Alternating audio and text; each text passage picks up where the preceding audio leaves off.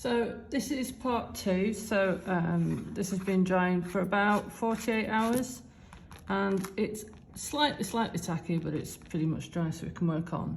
And I've got my palette here of paints. So I've got the orange, the white, the grey, the yellow and the blue.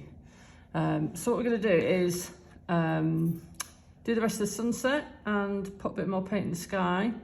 And then stage 3 will be putting the tree in, so we're not worrying about the tree at the minute. So I've got my flat brush, little one, and I just wipe it every time I either change colour. It just gets the paint off. So we're going to use the orange. So you can see how little paint I use at a time. And you can see that the sweep goes this way. And what we're going to do now is we're going to take it up this way. So the pink is kind of the underlayer, and you're just going to use this kind of little sweeping motion with your brush. So you're just putting a little bit down at a time, but you see the direction is, instead of going down this way, we're going to go up that way. So I tend to put a little bit on first, just to get the paint on the paper. We're just going to go up in this direction. So you're almost just putting just what's on the end of your brush onto the canvas or paper. So this is all about putting it in where we want it to be first. So as we come down to the bottom, the brush strokes will get a little bit bigger because we're going to be covering more of this magenta. So we'll just get it down first. So tiny bits at a time, instead of getting a huge bit on your brush and then sweeping it on, put a little bit on at a time. So that's on.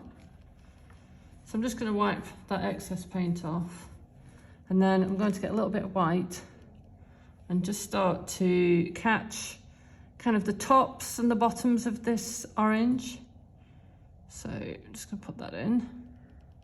And a tiny amount at a time, just a tiny weeny bit. We're not blending them in at the minute, we're just putting them on. And we're still following the direction of those first brush strokes. Put a little bit of white on. Just tiny amounts at a time, you just keep refilling your brush. Just little bits. And then I've got a little bit of yellow here, and I'm going to add a little bit more yellow as we go towards the top, so it just changes the colour tonally. So we're going through this blue here, so just really small amounts. And then I'm going to add a little tiny bit of white to those as well. So it looks quite abstract at the moment.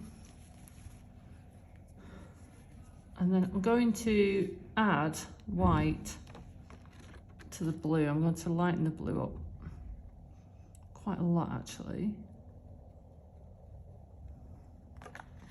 And I'm going to kind of carry that pattern on up through the sky as well. So it's almost like there's lots of clouds catching the light. So you can see how dry the paint is, but that's good because it leaves a nice texture. So just going to keep adding little bits, and then it all kind of comes together. What it does, it just breaks up that those kind of linear sections that we had at the beginning, and it makes it look a little bit more cloudy. So I haven't got an awful lot of pressure on my brush, I'm just holding it quite lightly, and it just makes the paint just kind of skim over the top, like so. So you just keep working those in.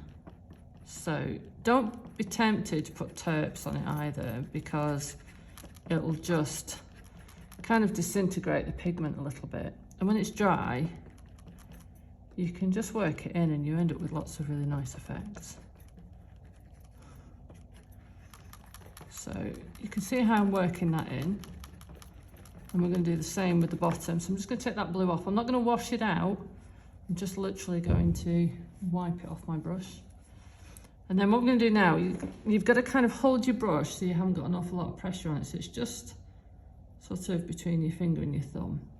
And then very lightly while you brush, there's no paint on your brush, you're just going to skim over the top. And what it does, it just sort of softens it all.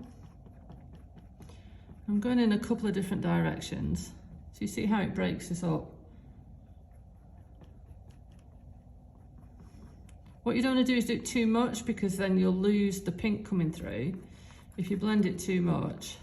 So it's a very, very dry brush. And you just very, very loosely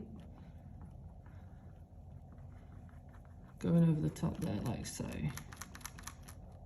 And because it's dry underneath, it's not blending into what's underneath, it's just sitting on the top. And then at the bottom here, we want this to be quite white because your tree is going to be here, and we want something really good for it to kind of stand out against. So nice and white down here. Tiny bit at a time on your brush, like so. And we're not going to cover all the blue up, so we're going to break it up to this point here. And then as you get towards the orange, just very lightly, kind of repeat that sort of soft skimming over the top, and it just blends it in nicely, like so. And then we're gonna mix the white and the orange. So I've got a light orange. I'm just gonna slightly highlight some of these here. So on the original painting, this was quite pink, and you can have it pink if you want to. You can add the pink back in, but I think the orange looks really nice. It's down here, and then we're going to highlight a little bit of this yellow with a little bit of orange, just to kind of bring those sections together.